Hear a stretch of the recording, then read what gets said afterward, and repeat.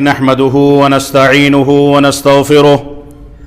ونعوذ بالله من شرور أنفسنا ومن سيئات أعمالنا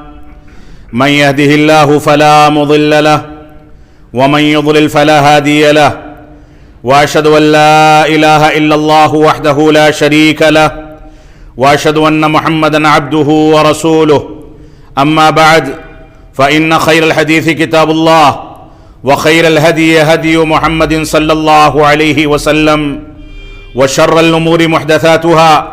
وكل محدثة بدعة وكل بدعة ضلالة وكل ضلالة في النار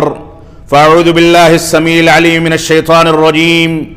بسم الله الرحمن الرحيم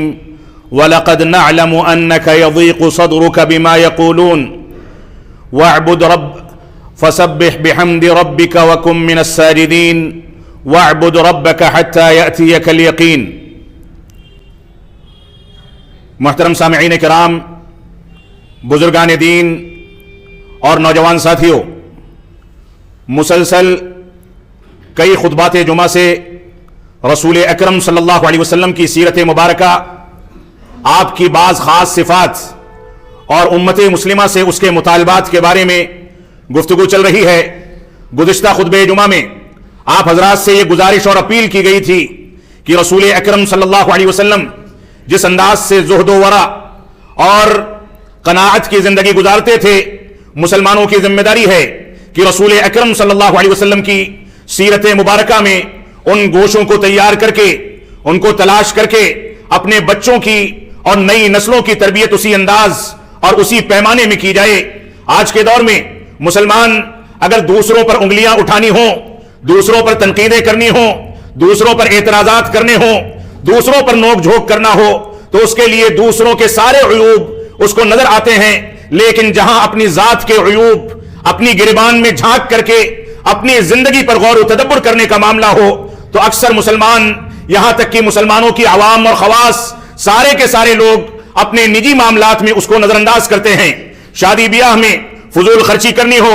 رشتہ داریوں کے قیام میں دنیا داری کا لحاظ کرنا ہو، دنیا میں شوخی بھری زندگی اور فضول خرچی اور اسراف و تبذیر پر مبنی زندگی ہو، ان ساری کی ساری چیزوں میں ہم دوسروں کے لیے تو ضابطے بتاتے ہیں، لیکن اپنی زندگی میں ان کو نافذ کرنا، ان کے مطابق زندگی کو ڈھالنا، رسول اکرم صلی اللہ علیہ وسلم کی سیرت مبارکہ کو سامنے رکھ کر کے تواضع، انکساری، سادگی، زہد و ورع اور قناعت کی زندگی گزارنی ہو تو ہمیں اپنی زندگی میں نہ وہ صفات نظر آتی ہیں، نہ ان چیزوں کو ہم اپنانے کے لیے تیار ہیں۔ ہماری ذمہ داری ہے کہ ہم رسول اکرم صلی اللہ علیہ وسلم کی سیرت مبارکہ کو، آپ کی سیرت مبارکہ کے تمام گوشوں کو، تمام پہلوؤں کو سامنے رکھ کر کے اپنی زندگی کو اس کے مطابق ڈھالیں۔ آپ کیسے چلتے تھے، کیسے سوتے اور بیدار ہوتے تھے، قضائے حاجت اور استنجا کے آداب کون سے اختیار کرتے تھے، پانی پینے کا کون سا طریقہ اپناتے تھے، بیویوں کے ساتھ آپ کا تعامل کیا تھا، بچوں کی تربیت میں آپ کون سے مواقف کو اختیار کرتے تھے، آپ چلتے تھے تو آپ کی نگاہیں کہاں ہوتی تھی، چڑھائی پر چڑھتے تھے تو اس میں کون سا طریقہ اختیار کرتے تھے، ڈھلان پر اترتے تھے تو کون سے آداب اختیار کیے جاتے تھے۔ زندگی کے تمام گوشوں کی پوری تفصیلات رسول اکرم صلی اللہ علیہ وسلم کی سیرت مبارکہ کے اندر موجود ہے۔ موجودہ دور میں، موجودہ احوال میں جس انداز سے ہم بے چینی کی زندگی گزار رہے ہیں، ہمارے اوپر آزمائش، آلام اور مصیبتوں کے پہاڑ ٹوٹ رہے ہیں، آئے دن رسول اکرم صلی اللہ علیہ وسلم کو اذیت پہنچانے کے لیے آپ کی ذات مبارکہ پر کیچڑیں اچھالی جاتی ہیں، رسول اکرم صلی اللہ علیہ وسلم کے اوپر غلط انداز کے تبصرے کیے جاتے ہیں، مسلمانوں کو پریشان کیا جاتا ہے، قرآن مجید کی بے ادبی کی جاتی ہے، مسلمانوں کے لیے ان کی زندگی کے دائرے کو تنگ کیا جاتا ہے۔ ایسے احوال میں رسول اکرم صلی اللہ علیہ وسلم نے کون سا طریقہ اختیار کیا؟ کیا ایسے احوال میں ہم اپنے اعمال کو نظر انداز کر کے اپنی جانب سے رسول اکرم صلی اللہ علیہ وسلم کی جو توہین ہوتی ہے، آپ کے احکامات کی جو مخالفت ہوتی ہے، ان کو اپناتے رہیں اور اپنا غصہ اور اپنا طیش دوسروں پر اتاریں؟ یا ایسے احوال میں ہماری یہ ذمہ داری ہے کہ ہم قرآن و سنت کی روشنی میں، سیرت رسول کی روشنی میں اپنی زندگی کا جائزہ لیں، اپنی گریبان میں جھانک کر کے دیکھیں کہ اللہ رب العالمین نے ہم کو کہاں پر مسجدوں کو آباد کرنے کا حکم دیا، کون سی نمازوں کو قائم کرنے کا حکم دیا۔ دن بھر میں 5 وقتہ نمازوں میں انہی مسجدوں سے وہ حقیر شخص جس کو ہم اپنی زندگی میں سب سے حقیر سمجھتے ہیں، جبکہ اللہ کے نبی صلی اللہ علیہ وسلم نے اس کی گردن کو اونچا رکھنے کی بشارت دی ہے، وہ مؤذن جس کی اذان کی آوازیں ہمیں اذیتیں پہنچاتی ہیں، وہ 5 وقتہ نمازوں میں ہمیں بار بار اللہ رب العالمین کی مسجدوں، اللہ رب العالمین کی عبادتوں کی جانب بلاتا ہے، اس کے باوجود مسجدیں ویران رہتی ہیں۔ اللہ کے نبی صلی اللہ علیہ وسلم کے احکامات پر، اللہ رب العالمین کے احکامات پر لبیک کہنے والے خال خال نظر آتے ہیں، اس کے باوجود ہم یہ روتے ہیں۔ ہمارا رونا یہ ہے کہ ہمارے اوپر مظالم ہوتے ہیں، ہم مصائب کے شکار ہوتے ہیں، ہم پر ظلم و جور کیا جاتا ہے۔ معاف فرمائیں گے اگر ہم نے اللہ رب العالمین کو راضی کر لیا، ہم نے ان مسجدوں کو صلاۃ فجر اور 5 وقتہ نمازوں میں آباد کر دیا، اگر یہ مسجدیں آباد ہو گئی، ویران نہ رہی، اگر یہ مسجدیں قال اللہ اور قال الرسول کی صداؤں کے لیے خاص کر دی گئی، اس میں تقلید شخصی، بدعات و خرافات اور شرک کا پیغام دیا جانا بند کیا جائے، اور اس کے بعد اللہ رب العالمین کے احکامات کے مطابق زندگی گزاری جائے، تو مسلمانوں کے مصائب اور مسلمانوں کی مشکلات دور ہو سکتی ہیں۔ اللہ رب العالمین نے سورۃ الحجر کے اندر ارشاد فرمایا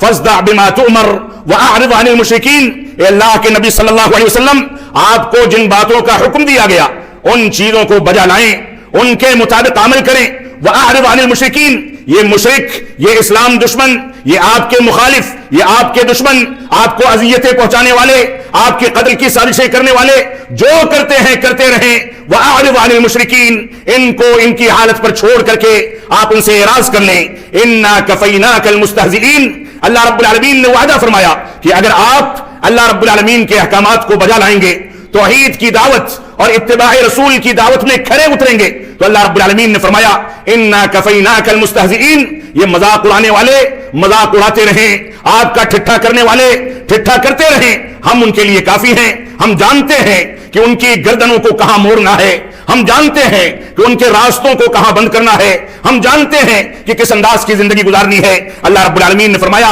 یہ تو اللہ رب العالمین کے ساتھ معبودان باطلہ کو شریک کرتے ہیں، یہ شرک کرنے والے ہیں، یہ آپ کا کچھ نہیں بگاڑ سکتے۔ اور اللہ رب العالمین نے آگے تسلی دی وَلَقَدْ نَعْلَمُ أَنَّكَ يَضِيقُ صَدْرُكَ بِمَا يَقُولُونَ، ہم جانتے ہیں کہ آپ ان کی کہی ہوئی باتیں، ان کی اذیتوں اور ان کی جانب سے آپ کو جو تکلیفیں پہنچائی جاتی ہیں ان کی وجہ سے آپ کا مبارک سینہ اور آپ کا دل تنگ ہوتا ہے، آپ تکلیف محسوس کرتے ہیں۔ اللہ رب العالمین نے فرمایا اس تکلیف کو نظر انداز کر دیں، ان سے اعراض کر لیں، اور اس کے بعد فرمایا فَسَبِّحْ بِحَمْدِ رَبِّكَ وَكُن مِّنَ السَّاجِدِينَ، مشکلات جتنی بھی بڑھیں آپ اللہ رب العالمین کی حمد و ثنا کو بڑھا دیں، سجدہ کرنے کی کیفیت میں اللہ رب العالمین سے دعائیں کریں، لمبے لمبے سجدوں میں اللہ رب العالمین سے روئیں اور گڑگڑائیں۔ وَاعْبُدْ رَبَّكَ حَتَّى يَأْتِيَكَ الْيَقِينُ، اور اللہ رب العالمین کی عبادت کرتے رہیں یہاں تک کہ آپ کو موت آ جائے، آپ اس دنیا سے رخصت ہو جائیں۔ اللہ رب العالمین نے رسول اکرم صلی اللہ علیہ وسلم کو واضح طریقے سے مشرکوں کی اذیتوں پر جو تکلیفیں پہنچتی تھیں ان پر تسلی دے کر کے صبر کرنے، عبادات کے ذریعے اپنا سہارا اختیار کرنے، عبادات کے ذریعے اللہ رب العالمین کی مدد حاصل کرنے کا حکم دیا ہے۔ اور اللہ رب العالمین نے قرآن مجید میں مختلف مقامات پر اس بات کا حکم مسلمانوں کو بھی دیا کہ تم لوگ مصیبتوں پر اللہ رب العالمین کا تعاون حاصل کرنا چاہتے ہو تو ایسی صورت میں نمازوں کے ذریعے، صبر کے ذریعے، اللہ کی عبادت کے ذریعے مدد طلب کی جائے۔ تیش میں آ کر کے اپنے اعمال کو نظر انداز کر کے کسی کی مدد نہیں آتی، اس وجہ سے ہماری ذمہ داری ہے کہ ہم اس طریقے کی زندگی گزاریں۔ اللہ رب العالمین نے ایسے انداز میں تکلیفوں پر صبر کرنے والوں کو بہت ساری بشارتیں سنائی ہیں۔ اللہ رب العالمین نے اس صبر کو ثواب عظیم قرار دیا، صبر کرنے والوں سے محبت کا اعلان فرمایا، مصائب پر صبر کرنے والوں کے لیے جنت کی بشارتیں سنائیں۔ اللہ رب العالمین نے یہ بھی فرمایا ان اللہ مع الصابرین، کہ اللہ رب العالمین صبر کرنے والوں کے ساتھ ہے۔ صبر کرنے کا سب سے بڑا نتیجہ یہ ہے کہ اللہ رب العالمین کی معیت اور اللہ رب العالمین کا ساتھ نصیب ہوتا ہے۔ اسی طریقے سے اللہ رب العالمین نے اور رسول اکرم صلی اللہ علیہ وسلم نے اس صبر کو اللہ رب العالمین کی سب سے بڑی نعمت اور سب سے بڑا انعام قرار دیا۔ اللہ رب العالمین نے اور رسول اکرم صلی اللہ علیہ وسلم نے اس صبر کو اختیار کرنے والوں کے بارے میں یہ بھی بشارت سنائی کہ جو لوگ اذیتوں پر صبر کرتے ہیں وہ ایمان کی حقیقی لذت اور حقیقی چاشنی کو محسوس کر لیتے ہیں۔ یہ صبر انبیاء کرام کی سب سے عظیم صفت قرار دی گئی۔ اس وجہ سے ہماری ذمہ داری ہے کہ ہم قرآن و سنت کی روشنی میں اپنی زندگی کو ڈھالیں، صبر سے کام لیں۔ اور یہ صبر کیا چیز ہے؟ یہ صبر یہ ہے کہ انسان اپنے آپ کو अल्लाह रब्बुल आलमीन की इताअत पर संभाल करके रखे, उसी पर रोक करके रखे, नमाजें अदा करे तो सब्र करे और सब्र करके उसके अंदर इस्तिकामत पैदा करे। इंसान गुनाहों को छोड़ दे, अल्लाह रब्बुल आलमीन के अहकामात की मुखालफत को छोड़ करके सवाब के कामों पर अपने आप को जमा ले, यही सब्र है। इस वजह से हमारी जिम्मेदारी यह है कि सब्र के सही मफहूम को सामने रख करके हम जिंदगी गुजारें और आए और देखें कि उस नबी आखिरुज़्ज़मा जनाब मुहम्मद रसूलुल्लाह सल्लल्लाहु अलैहि वसल्लम की मुबारक जिंदगी में इस सब्र का क्या मरहला था, कौन से असालीब आपने इख्तियार किए, किस अंदाज से आपने जिंदगी गुजारी। अल्लाह के नबी सल्लल्लाहु अलैहि वसल्लम को कुफ्फार व मुशरिकीन मक्का ने नबूवत के दावे के बाद, इस्लाम का और तौहीद का पैगाम देने के बाद सबसे पहले मुशरिकों ने और कुफ्फार ने आपको अजियतें पहुंचानी शुरू की। अल्लाह के नबी सल्लल्लाहु अलैहि वसल्लम को मजनून और पागल कहा गया, आपको शायर कहा गया, आपको इसी तरीके से झूठा नबी करार दिया गया। यह कहा गया कि लात व उज़्ज़ा की इबादत से रोकता है, लिहाजा इसको कत्ल कर दिया जाए। मुशरिकों ने सिर्फ इत्तेहामात पर और जबान से अजियतें पहुंचाने पर सब्र नहीं किया, बल्कि मजीद अजियतें पहुंचाने लगे। सजदे की हालत में आपकी मुबारक पीठ पर ऊंट की ओझड़ी डाली गई। खाने काबा में इतना ज्यादा बोझ था, इतनी वजनी ओझड़ी थी कि आप बजाते खुद उठ नहीं सकते थे। हजरत फातिमा रज़ियल्लाहु तआला गई, उन्होंने लोगों के ताउन से उसको हटाया और उसके बाद मुशरिकीन मक्का के ऊपर उन्होंने उनको समझा करके वहां से हटा करके अपने मुबारक वालिद के ऊपर से इस अजियत को दूर किया। यही इतना नहीं है, अल्लाह के नबी सल्लल्लाहु अलैहि वसल्लम को न जाने कौन कौन सी अजियतें पहुंचाई गई। मुशरिकीन मक्का अजियतें पहुंचाने के बाद आपके ऊपर हंसते थे, कहे लगाते थे। बाज तारीखी रिवायात में मिलता है कि जब ओझड़ी आपके ऊपर डाली गई, ये आपस में हंसते थे, एक दूसरे के ऊपर लोटपोट होते थे। एक शख्स हंस करके दूसरे शख्स को किसी तीसरे पर धक्का देता था, मजाक उड़ाता था। उसके बावजूद अल्लाह के नबी सल्लल्लाहु अलैहि वसल्लम ने सब्र का मुजाहिरा फरमाया। अल्लाह के नबी सल्लल्लाहु अलैहि वसल्लम को ताइफ में जब हिजरत पर मजबूर किया गया तो वहां लहूलहान कर दिए गए। जिब्रील अमीन को अल्लाह रब्बुल आलमीन ने भेजा और उन्होंने आकर के अल्लाह के नबी सल्लल्लाहु अलैहि वसल्लम से फरमाया, ये अल्लाह के नबी सल्लल्लाहु अलैहि वसल्लम ये आपकी बातों को नजरअंदाज करते हैं, आपको झुटलाते हैं, आपको अजियतें पहुंचाते हैं, आपके ऊपर पत्थरों की बारिश करते हैं। आप इजाजत दें तो ये पहाड़ों का फरिश्ता मौजूद है, इसको हुक्म दें ये दोनों पहाड़ियों के दरमियान ताइफ वालों को पीस करके तबाह बर्बाद कर दे। तो अल्लाह के नबी सल्लल्लाहु अलैहि वसल्लम के वो तारीखी अल्फाज जो सही बुखारी के अंदर मौजूद हैं, आपने फरमाया बल अर्जू अन यखरुजल्लाहु मिन अस्लाबिहिम मन यअबुदुल्लाह वहदहु ला युश्रिकु बिही शैआ। मैं इस बात की उम्मीद और तवक्कुल रखता हूं कि अल्लाह रब्बुल आलमीन इन्हीं ताइफ वाले कुफ्फार व मुशरिकीन में से, इनकी पीठ में से, इनकी नस्लों में से कोई ऐसा शख्स पैदा करेगा जो अल्लाह रब्बुल आलमीन की तन्हा इबादत करेगा, उसकी दावत देगा, तौहीद के तकाज़ों को बजा लाएगा और अल्लाह के साथ किसी को शरीक नहीं ठहराएगा। आपने फरिश्तों से मदद हासिल करने, उनके ऊपर अजाब नाजिल करने के इख्तियारात को नकार दिया और सब्र से काम लिया और नतीजा यही हुआ कि आगे के दौर में मुसलमानों के दरमियान ऐसे ऐसे कमांडर, ऐसे ऐसे सहाबे किराम पैदा हुए जो इसी ताइफ से पैदा होकर के पूरे इस्लाम की इज्जत व वक़ार का जरिया बनाए गए। ये अल्लाह के नबी सल्लल्लाहु अलैहि वसल्लम के सब्र का नतीजा था। इसी तरीके से आप देखें उक़बा बिन नबी मुईत, ये भी सही बुखारी की रिवायत है। अल्लाह के नबी सल्लल्लाहु अलैहि वसल्लम खाने काबा में नमाज अदा कर रहे थे। वो आता है, अपनी चादर को बल दे करके रस्सी की शक्ल देता है, आपकी मुबारक गर्दन में डाल देता है, मुबारक गर्दन में डाल करके आपको घसीटना शुरू करता है, अजियत और तकलीफ पहुंचाता है। हजरत अबू बकर सिद्दीक रज़ियल्लाहु ताला अन्हु जब देखते हैं तो आपने फरमाया, उन्होंने फरमाया अतक़्तुलून रजुलन अन यक़ूल रब्बी अल्लाह,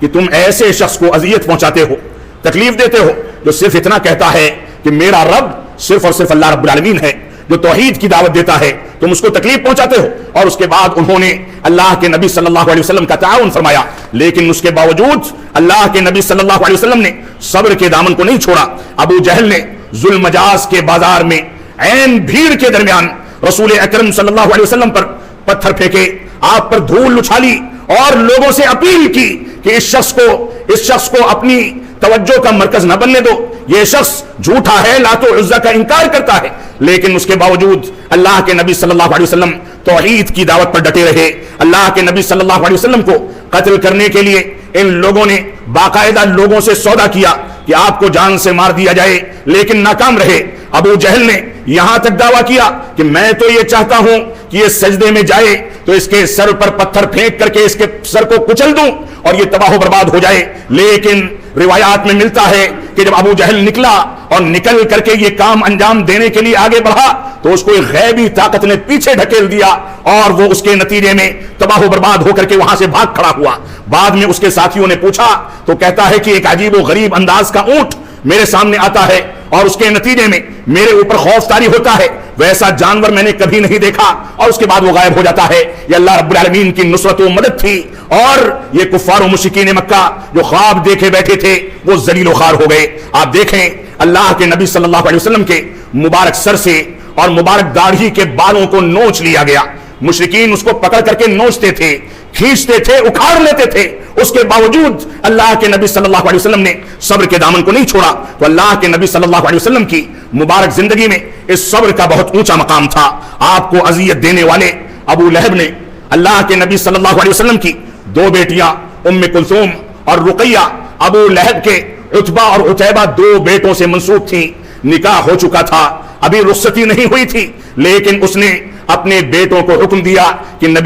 اللہ کے نبی صلی اللہ علیہ وسلم کی کو اذیت پہنچانے کے لیے ان کی دونوں بیٹیوں کو طلاق دے کر کے جدا کر دیا جائے۔ یہاں تک اذیتیں دی گئیں اور نہ جانے کون کون سے حربے اختیار کیے گئے۔ اللہ کے نبی صلی اللہ علیہ وسلم جنگوں کے اندر زخمی کیے گئے۔ جنگوں کا یہ عالم تھا، دشمنان اسلام جو اسلام کو نقصان پہنچانے کے لیے دنوں رات ایک کیے ہوئے تھے، ایک جنگ ختم نہیں ہوتی تھی، دوسری جنگ کی ابتدا ہو جاتی تھی، یہاں تک کہ غزوہ احد میں رسول اکرم صلی اللہ علیہ وسلم کے مبارک چہرے کو زخم پہنچے، آپ کے مبارک دانت شہید کر دیے گئے۔ اللہ کے نبی صلی اللہ علیہ وسلم، صحیح بخاری کی ایک روایت ہے کہ کسی جنگ میں اللہ کے نبی صلی اللہ علیہ وسلم کی مبارک انگلی کو زخم پہنچا، خون بہنے لگا، تو اللہ کے نبی صلی اللہ علیہ وسلم نے اس مبارک انگلی کو مخاطب کر کے فرمایا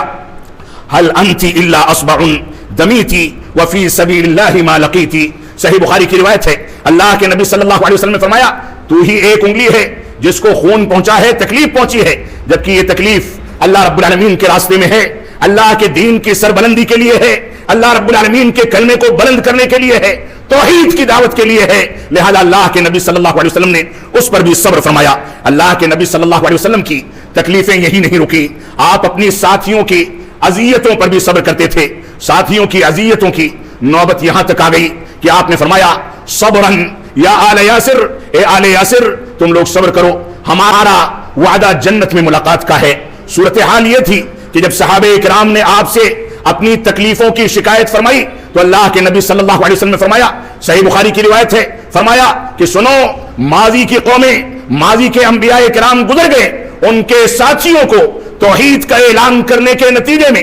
لوہے کی آریوں سے ان کے جسم کے دو ٹکڑے کر کے ان کو چیر دیا جاتا تھا، لوہے کی کنگھیوں سے ان کے گوشت کو ادھیڑ لیا جاتا تھا، اس کے باوجود وہ توحید پر قائم رہتے تھے اور صبر سے کام لیتے تھے۔ اللہ کے نبی صلی اللہ علیہ وسلم پر اذیتوں کے پہاڑ یہاں تک ٹوٹے کہ سازش کر کے منافقوں نے، کفار و مشرکین نے اللہ کے نبی صلی اللہ علیہ وسلم کی سب سے چہیتی بیوی عائشہ صدیقہ رضی اللہ تعالیٰ عنہ پر اتہام لگایا کہ یہ فلاں کے ساتھ زنا کاری میں مبتلا ہیں۔ اللہ کے نبی صلی اللہ علیہ وسلم کی تکلیف کا یہ عالم تھا، نہ کچھ پوچھ سکتے تھے نہ کچھ کہہ سکتے تھے۔ آپ نے اپنی خداماؤں سے پوچھا کہ تمہارا عائشہ کے بارے میں کیا خیال ہے؟ فرمایا وہ تو اتنی سیدھی ہیں کہ آٹا گوندھ کر کے بھول جاتی ہیں اور سو جاتی ہیں، بکری آ کر کے آٹا کھا لیتی ہے، ان کو خبر نہیں ہوتی، وہ تو بہت شریف ہیں۔ اللہ کے نبی صلی اللہ علیہ وسلم نے صبر سے کام لیا، اللہ رب العالمین کے وحی کا انتظار کیا، عائشہ صدیقہ کو ان کے گھر بھیج دیا گیا، اور اس کے بعد جو داستان ہوئی اس کو اللہ رب العالمین نے قرآن مجید میں سورہ نور میں 10 آیتوں کی شکل میں، براءت کی شکل میں عائشہ صدیقہ رضی اللہ تعالیٰ کی براءت کے لیے آیتوں کو نازل فرمایا کہ پاک دامن ہیں وہ، ان پر اتہامات لگانے والوں کو فنا سزائیں دی جائیں، اس انداز سے ان سے تعامل کیا جائے، اور یہ پوری کی پوری تاریخ سیرت کا حصہ ہے، لیکن اس کے باوجود اللہ کے نبی صلی اللہ علیہ وسلم نے صبر کے دامن کو نہیں چھوڑا۔ اللہ کے نبی صلی اللہ علیہ وسلم کی صبر کی یہ کیفیت تھی کہ آپ امریاض کے حالت میں، اور اسی طریقے سے یہودیوں کی سازش کے نتیجے میں آپ کو بکری کے گوشت میں جو زہر دے دیا گیا تھا اس کی تکلیف کو اپنی زندگی کے تمام مراحل میں محسوس کرتے تھے۔ اور اللہ کے نبی صلی اللہ علیہ وسلم کے بارے میں عائشہ صدیقہ رضی اللہ تعالیٰ فرماتی ہیں کہ میں نے اس دنیا میں کوئی ایسا شخص نہیں دیکھا جس کو بیماری کے ایام میں اللہ کے نبی صلی اللہ علیہ وسلم سے زیادہ تکلیف ہوتی ہو۔ ایک صحابی رسول ذکر کرتے ہیں میں نے اللہ کے نبی صلی اللہ علیہ وسلم کو کراہتے ہوئے سنا،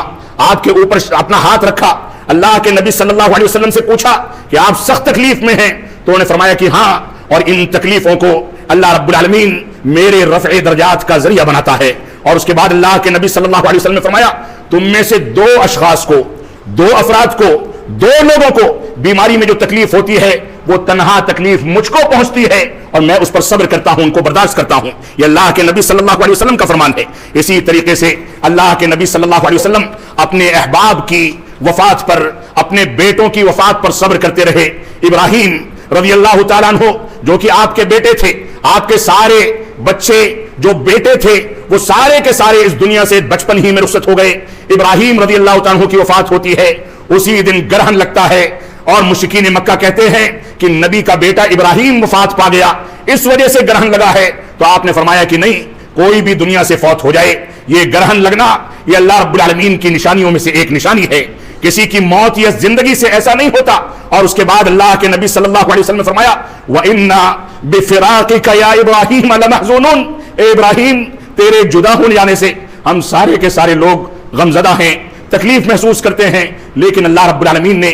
ہم کو ایسے موقع سے یہی حکم دیا ہے کہ الذین اذا اصابتهم مصیبہ قالوا انا للہ وانا الیہ راجعون، کہ اللہ رب العالمین نے فرمایا ان مومنوں کو جو کچھ تکلیفیں پہنچتی ہیں ان تکلیفوں پر یہ صبر کرتے ہیں اور یہ کہتے ہیں کہ ہم اللہ رب العالمین کی جانب سے آئے ہیں اور اسی کی جانب لوٹائے جانے والے ہیں۔ وبشر الصابرین، اللہ رب العالمین نے پہلے ہی فرما دیا کہ صبر کرنے والوں کو بشارت دے دی جائے، ان کے لیے اللہ رب العالمین کی رحمتیں ہیں، اللہ رب العالمین کی دعائیں ہیں، اللہ رب العالمین کا سہارا ہے۔ یہ صبر کرنے والے جو مصیبت پر اللہ رب العالمین کی جانب رجوع کرتے ہیں، یہ صبر کرنے والے جو مصائب کے آنے کے بعد اس بات پر غور و تدبر کرتے ہیں کہ ہم سے اپنی زندگی میں کون سی کوتاہیاں، کون سی کمیاں، کون سی سستیاں اور قرآن و سنت کی کون سی مخالفت ہو گئی جس کی بنیاد پر اللہ رب العالمین نے ہم کو مصیبت میں گھیر لیا، یہ اس پر غور و تدبر کر کے اپنی اصلاح کرتے ہیں۔ اور یہ ایک مسلمہ حقیقت ہے کہ یہ مصائب جو ہمارے اوپر نازل ہوتے ہیں، ہمارے نوجوانوں کو گرفتار کیا جائے، ہمارے نبی پر کیچڑیں اچھالی جائیں، قرآن مجید کے بارے میں غلط انداز کے تبصرے کیے جائیں، اسلام کا ٹھٹھا اڑایا جائے، یہ سارے کے سارے مصائب جن کا سامنا ہم آج کے دور میں کر رہے ہیں وہ مصائب نبی آخر الزماں جناب محمد الرسول اللہ صلی اللہ علیہ وسلم پر اترنے والے مصائب سے کہیں زیادہ کمتر ہے۔ ہماری ذمہ داری ہے کہ ہم اپنے عمل پر نظر ثانی کریں۔ ہم یہ تو سوچتے ہیں کہ ہمارے اوپر مصیبت آ گئی، اللہ رب العالمین کی مدد نہیں آتی، لیکن ہم یہ نہیں سوچتے کہ ہم اللہ رب العالمین کی جانب کتنا پلٹتے ہیں، اس کے احکامات کو کتنا اپناتے ہیں، نمازوں کی کتنی پابندی کرتے ہیں، قرآن مجید کے پیغام کو کتنا عام کرتے ہیں، سیرت رسول کو کتنا اپناتے ہیں، صحابہ کرام کے منہج کو کتنا اپناتے ہیں۔ آج ہمارے مسلمانوں میں بدقسمتی سے ایسے افراد موجود ہیں جو قرآن مجید کو نظر انداز کر کے اپنی کتابوں پر اعتماد کر کے بیٹھے ہیں۔ بدقسمتی سے ایسے افراد موجود ہیں جو اللہ رب العالمین کو چھوڑ کر کے غیر اللہ کو پکارتے ہیں، اس کے آگے ہاتھ پھیلاتے ہیں، دعائیں کرتے ہیں، غیر اللہ کو مشکل کشا سمجھتے ہیں۔ اللہ کے نبی صلی اللہ علیہ وسلم نے اپنے آخری پیغام میں ہم کو جو حکم دیا اس کی بھی مخالفت کرنے والے مسلمان اسی ہندوستان کی سرزمین پر یا دنیا کے مختلف خطوں میں کثرت کے ساتھ پائے جاتے ہیں۔ آج اگر ہم کو خیریت اور عافیت کی زندگی چاہیے، ہم کو اطمینان اور سکون چاہیے، تو ہم کو سب سے پہلے دین کی طرف رجوع کرنا ہوگا۔ اللہ رب العالمین نے فرمایا ان تنصر اللہ ینصرکم ویثبت اقدامکم، اگر تم اللہ رب العالمین کی مدد اس کے دین پر عمل پیرا ہو کر کے اس کے بتائے ہوئے عقائد کو پر کھڑے طریقے سے اتر کر کے کرو گے، ینصرکم، تو اللہ رب العالمین تمہاری مدد کرے گا، ویثبت اقدامکم، اور تمہارے قدموں کو جمع دے گا۔ وہ دور بھی ایک دور تھا جس دور کو ہم سیرت رسول اور سیرت صحابہ میں پڑھتے ہیں، وہ دور بھی ایک دور تھا جس کے نقوش قرآن و سنت کے اندر موجود ہیں، اور یہ دور بھی ایک دور ہے جہاں نماز نہ پڑھنے والا انسان بھی اپنے آپ کو مسلمان سمجھتا ہے، قرآن مجید کو چھوڑنے والا بھی اپنے آپ کو مسلمان سمجھتا ہے۔ یہ دور بھی ایک دور ہے جہاں ہر مسلمان صرف اپنے نام کا مسلمان ہے، لیکن اللہ رب العالمین کے دین کی حمیت اور غیرت اختیار کرنی ہو تو ہم سب سے پچھلی صف میں نظر آتے ہیں۔ اللہ رب العالمین ہم کو قرآن و سنت کی جانب رجوع کرنے کی توفیق عطا فرمائے۔ اللہ رب العالمین ہم کو سیرت رسول کا گہرائی کے ساتھ مطالعہ کرنے اور اس کے مطابق اپنی زندگی اور نئی نسلوں کی تربیت کرنے کی ہم کو توفیق عطا فرمائے۔ ہم جب تک جئیں تب تک اسلام پر جئیں، جب ہمارا خاتمہ ہو تو ایمان پر ہو۔ بارک اللہ لنا ولکم فی القرآن المجید ونفعنی وإیاکم بالآیات والذکر الحمید، انہ تعالی جواد کریم ملک بر الرؤوف الرحیم.